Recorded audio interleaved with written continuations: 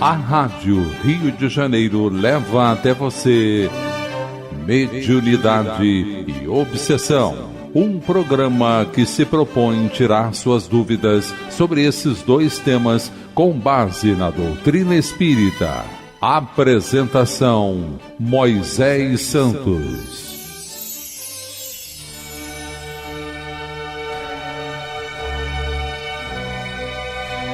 Caríssimos ouvintes da Rádio Rio de Janeiro, eu sou Moisés Santos e este é o programa Mediunidade e Obsessão. Vamos continuar juntos, meu caro ouvinte, conhecendo os mecanismos do processo da comunicabilidade, da oportunidade, do exercício do bem, da caridade, do aprendizado, nas reuniões mediúnicas de desobsessão. Conhecendo cada vez mais essa faculdade, aprimorando-se, também conhecendo os mecanismos do trabalho, da tarefa mediúnica, a oportunidade do exercício desse gesto de amor, de doação, vivenciando os princípios do Evangelho de Jesus na oportunidade de acolhermos irmãos necessitados, tão enfermos quanto nós ou mais enfermos do que nós. Sempre sob a assistência dos bons espíritos, dos espíritos superiores, das falanges do amor e do bem, que acolhem, recolhem, salvam, resgatam e nos oferecem a oportunidade da comunicabilidade, do diálogo, das manifestações mediúnicas. Você já sabe, meu caro ouvinte, nós estamos estudando o livro Diálogo com as Sombras, do autor Hermínio Corrêa de Miranda. Hoje vamos dar continuidade à sequência dos capítulos desta quarta parte desta obra com o capítulo A Crise. O autor vem nos trazer as condições exacerbadas, os excessos de ira, de revolta, de indignação de alguns comunicantes, e como o doutrinador deve se comportar, como a equipe deve agir para auxiliar essas intempestividades. Ele começa dizendo: o doutrinador precisa estar atento aos primeiros sinais de que o espírito manifestante começa a ceder, para que ele próprio, doutrinador, possa reformular a sua tática. Espíritos muito agressivos e violentos manifestam-se, de início, irritadíssimos, em altos brados, dando murros na mesa, proferindo ameaças terríveis. Não é possível, nessa condição, argumentar com eles. É preciso esperar que o vagalhão impetuoso do rancor se desfaça, por si mesmo, na praia mansa. Se opomos resistência, a explosão é inevitável e o dano pode ser irreparável. É preciso ter paciência e esperar. Não ficar mudo ante a sua cólera, mas não opor grito contra grito, murro contra murro. A cólera passa, pois é muito difícil sustentá-la indefinidamente com quem não nos oferece resistência. Por este motivo, são tão importantes os primeiros diálogos de cada manifestação. Mesmo irritado, esbravejando, ameaçador, o espírito deve ser recebido com respeito e carinho.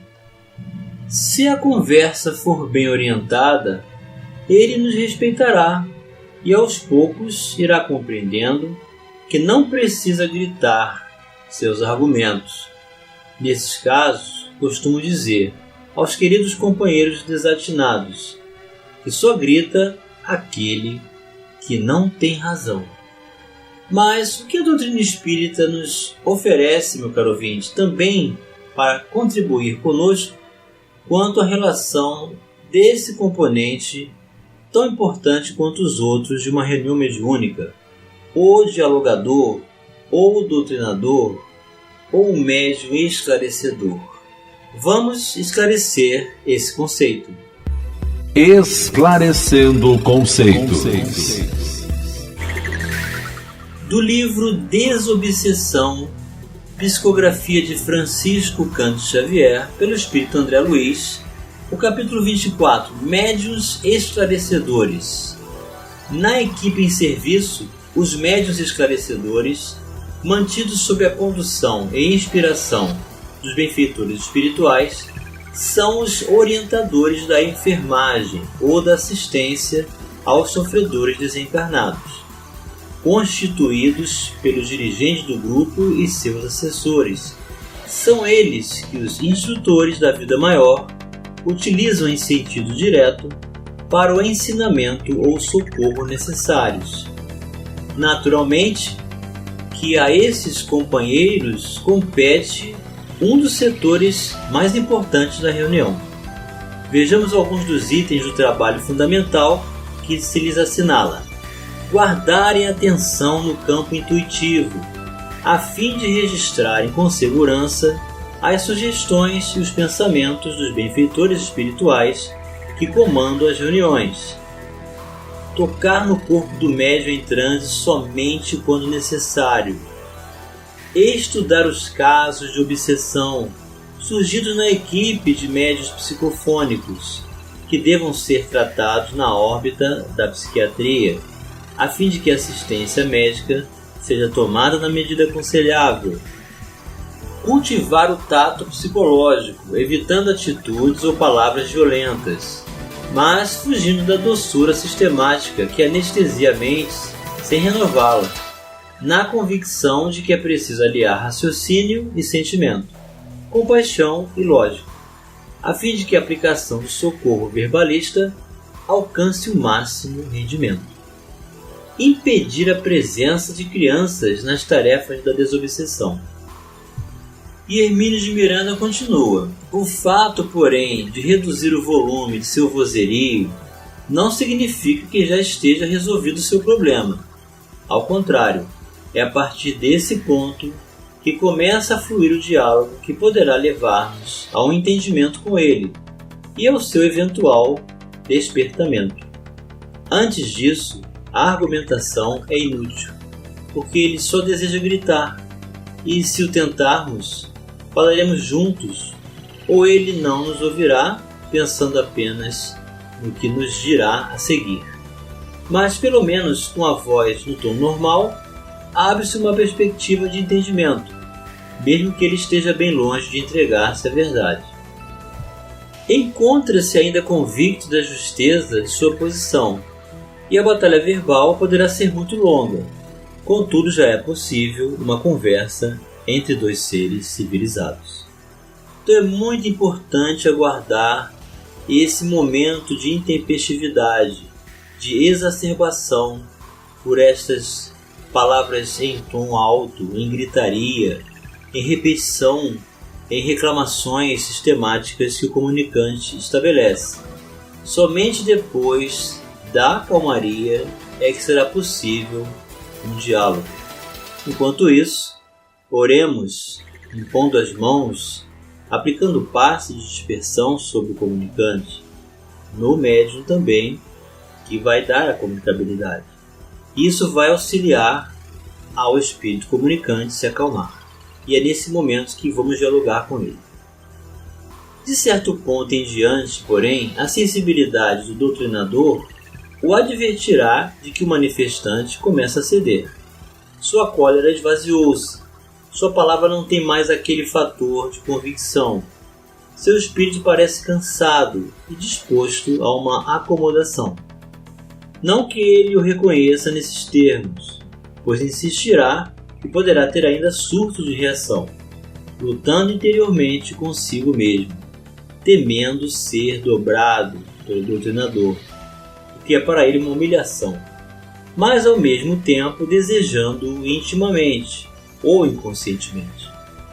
Aos primeiros sinais de que a reação salutar começou, o doutrinador deve abandonar sua técnica de contestação e argumentação para entrar na fase de doutrinação propriamente dita. É hora de falar-lhe com carinhosa franqueza, tentando mostrar-lhe a inutilidade de seu desesperado esforço de lutar contra Deus, e, portanto, contra seus próprios interesses pessoais. Então existem essas fases do diálogo, em que a contestação vai estabelecer um convite à reflexão para que ele reconsidere as suas explanações, seus pontos de vista, através da argumentação, oferecendo oportunidade lógica de entendimento. E depois disso, a doutrinação propriamente dita consiste em usar de carinhosa firmeza para mostrar o quanto que, ao realizarmos o mal, estamos praticando primeiramente para nós mesmos. É hora de fazer um apelo para que ele se detenha um pouco para pensar, adverti-lo de que não precisa converter-se à nossa crença, aos nossos princípios, não iludi-lo com a paz imediata. Ele sabe muito bem ser impossível. A luta continua à sua espera, intensa e dolorosa como nunca. Só que uma vez despertado para a realidade, ele poderá iniciar o período do sofrimento redentor, e não daquele que ainda mais o mergulha nas profundezas do erro. O momento é oportuno, também para dirigir seu pensamento para a sabedoria eterna do Evangelho. Então, aqui o autor está sendo bem claro, demonstrando que não é necessário ficar recitando os versos do Novo Testamento, falando decorado como se fosse uma palestra para uma multidão. Nós estamos tratando de um diálogo pessoal com alguém que vem nos ouvir particularmente. Trazer a sabedoria do Evangelho significa os ensinamentos de Jesus, sim, mas não obrigatoriamente nesse teor em que vamos fazer uma erudição nas palavras ou alterar a forma de falar só para entoar a soberania do Evangelho, porque isso o Espírito vai perceber e não vai aceitar, e vai ter repúdia sobre essa apresentação. Então temos que apresentar o bem, fazer ao outro o que gostaríamos que nos fizessem, nos considerar irmãos perante o Pai Celestial, falar das potencialidades naturais das aquisições das virtudes, pelas reconsiderações e ressignificação de valores, falar do potencial do Espírito e do quanto cada um de nós podemos superarmos a nós mesmos, fazer um recomeço, ser obediente à própria razão, ouvir a voz da consciência, ouvir a voz do coração. São alguns dos requisitos da sabedoria do Evangelho de Jesus. Vamos continuar analisando o capítulo A Crise já no próximo bloco. Participe do programa Mediunidade e Obsessão enviando sua sugestão ou pergunta para o e-mail meo@radioriodejaneiro.am.br ou pelo WhatsApp 984867633 aos cuidados de Moisés Santos. A Rádio Rio de Janeiro está apresentando Mediunidade e Obsessão. Apresentação Moisés Santos. Caríssimos ouvintes da Rádio Rio de Janeiro, voltamos agora para o segundo bloco do nosso programa de hoje, em que estamos dando continuidade ao capítulo A Crise, na quarta parte desta obra Diálogo com as Sombras, que você acompanha aqui conosco na Rádio Rio de Janeiro. Trata-se do estudo das técnicas da ciência espírita, da mediunidade, nas reuniões mediúnicas de desobsessão, seus componentes, suas técnicas, seus recursos, as individualidades comunicantes, os componentes da reunião e várias experiências trazidas pelo autor Hermínio Corrêa de Miranda, pela editora da Federação Espírita Brasileira. Então, no bloco anterior, o autor estava explicando a necessidade de aguardar o momento de crise em que o comunicante pode trazer de forma a justificar-se pela sua ira, pelo seu ódio, pela sua decepção. e que através de altos brados, gritaria, murros, em que na verdade o médium psicofônico deve conter, e pelo exercício da prática da educação mediúnica, mostrar que o médium psicofônico é na verdade o dono do seu próprio corpo e não permita se expandir ao ponto de estabelecer toda essa algazarra, todo esse descontrole e desequilíbrio de condições e consequências graves, prováveis. O autor também demonstra a necessidade do uso da sabedoria do Evangelho, não propriamente como preleção, palestra ou frases decoradas, mas as reflexões, o exercício, o acolhimento, o sentimento. E ele continua dizendo, não que só agora seja possível falar do Cristo, é que só agora os ensinamentos de Jesus começam a ter para ele um sentido novo, aceitável. Mais do que nunca, ele deve estar certo da nossa absoluta sinceridade e do nosso afeto desinteressado. Ele precisa saber que não estamos pelejando naquele momento por uma causa ou pelos interesses de um obsidiado, mas por ele próprio, que apresenta-se como obsessor. Mas sabemos, não é, meu caro ouvinte, que é nosso irmão perante Deus, e todos nós, espíritos, somos criaturas conversíveis. Podemos realizar a transformação moral, realizar a transformação pessoal para melhor. Argumentava eu certa vez com um desses companheiros desarvorados, que perseguia sem tréguas uma pobre criatura, quando ele me perguntou, irritado. Então aqui o autor vem nos trazer a sua experiência. E o comunicante pergunta, você é advogado dela? Não, disse eu, sou advogado seu. Sabem que esta simples frase o levou a ver-me sob nova luz e a aceitar-me? Daí por diante começou a ceder. Então realmente demonstrarmos que estamos ali com o comunicante e é com ele o problema que devemos resolver. É para ele que estamos realizando o processo de atendimento. É em favor dele primeiramente o comunicante que veio trazer a sua complexidade. Eis o que o autor conseguiu expressar em uma tirada de muita experiência em favor do restabelecimento do irmão. Percebemos que a frase da aceitação chega por pequeninos e quase imperceptíveis sinais. Começam a ouvir-nos com um pouco mais de atenção. A voz desce do tom, aceitam um ou outro argumento nosso e chegam até a uma outra palavra de velada e tímida afeição ao respeito. Um diálogo um tanto difícil, com o brilhante e combativo espírito de um ex-inquisidor, foi suspenso certa vez a meu pedido. Aqui ele inicia uma outra apresentação de experiência. Trata-se de um ex-inquisidor, que a pedido do autor foi realizado uma prece. Como sempre, ele a ouviu em silêncio, pois a prece tem esse condão de fazer calar a imensa maioria dos espíritos desajustados, mesmo os mais violentos. Terminada a rogativa ao alto, ele disse como se pensasse em voz alta. Então, meu caro ouvinte, uma pequena pausa aqui na história do comunicante, o ex-inquisidor.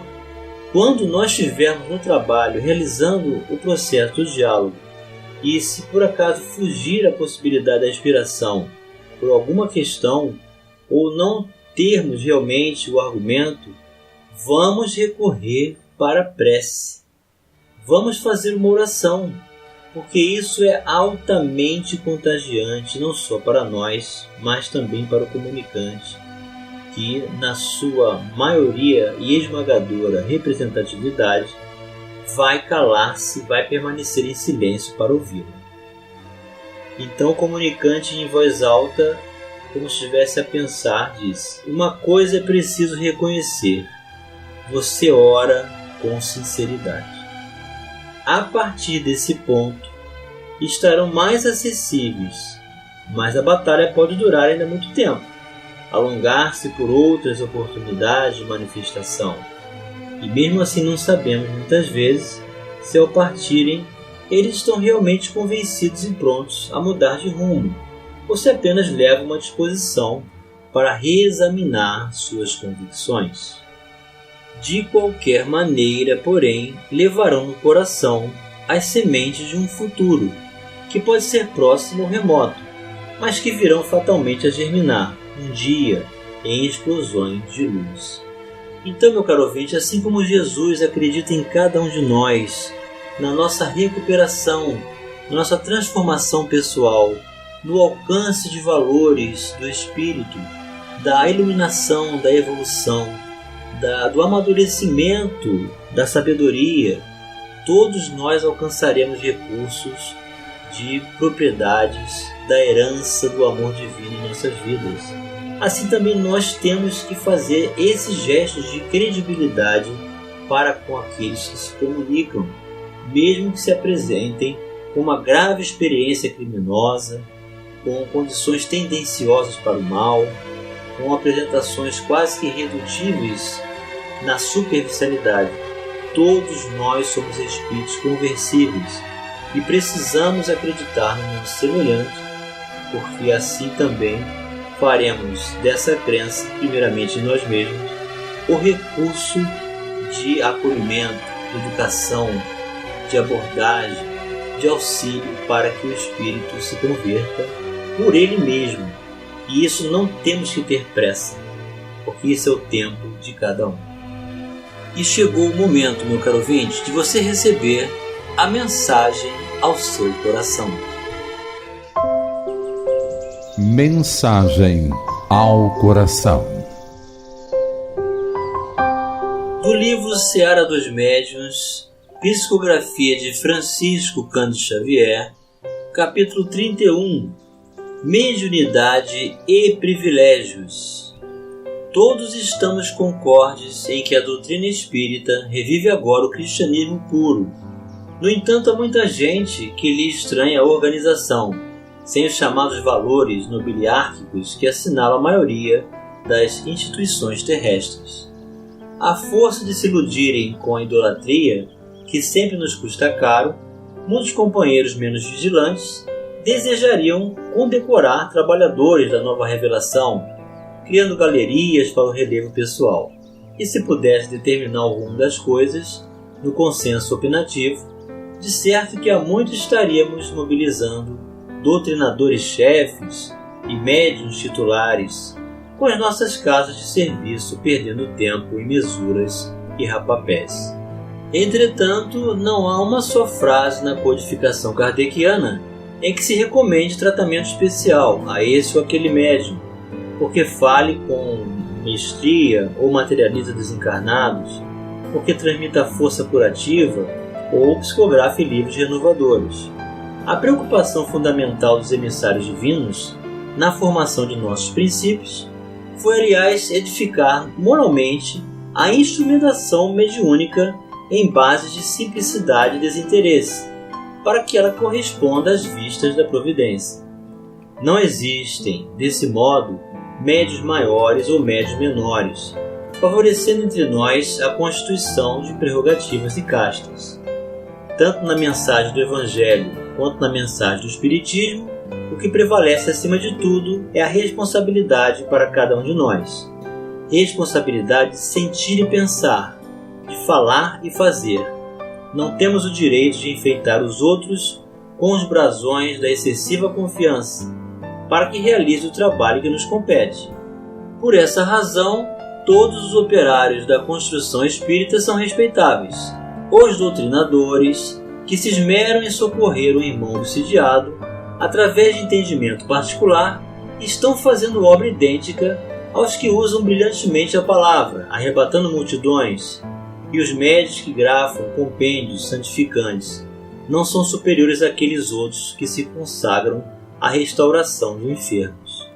Sustentar a ideia espírita, indene de qualquer imaginária fidalguia, para aqueles que a servem, é dever para todos nós. Na formação cristã não sobraram privilégios para ninguém. O próprio Cristo, que se revelou pelo que fez e pelo que deixou de fazer, não se furtou ao sacrifício e à humilhação. Algum tempo depois dele, Tiago, filho de Zebedeu, foi assassinado. Estevão caiu sob injúrias e pedras. Simão Pedro foi conduzido ao martírio extremo, e Paulo de Tarso tombou sob golpes de espada por estarem todos eles ensinando a verdade e praticando o bem. Hoje não podemos precisar de que modo desencarnarão os médiuns espíritas, ocupados em tarefa libertadora das consciências, mas é importante que vivam atendendo aos próprios deveres, para que recebam corretamente a morte, quando não seja na palma do heroísmo, pelo menos na dignidade do trabalho edificante. Emmanuel para os nossos corações, meu caro ouvinte, muita luz, muita paz, um grande abraço e até o próximo programa. A Rádio Rio de Janeiro apresentou Mediunidade e Obsessão.